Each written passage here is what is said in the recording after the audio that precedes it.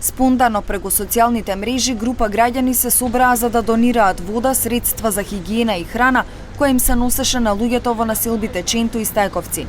Само иницијативно се организираме.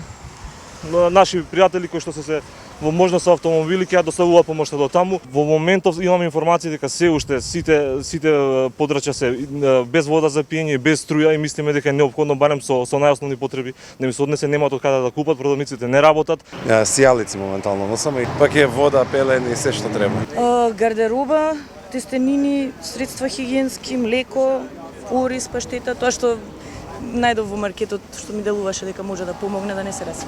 Оставени се граѓаните да се надеваат на солидарност со другите граѓани, така да сакам да апелирам до сите кои што се во можност да излезат.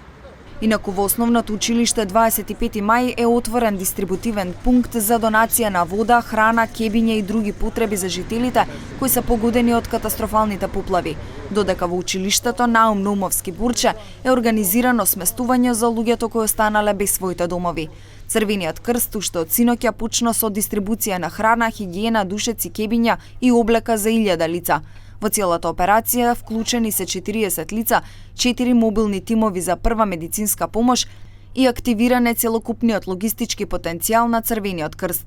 Отворена е и телефонска линија за донации со бројот 143 400 на која граѓаните може да донираат по 100 денари за помош на настраданите.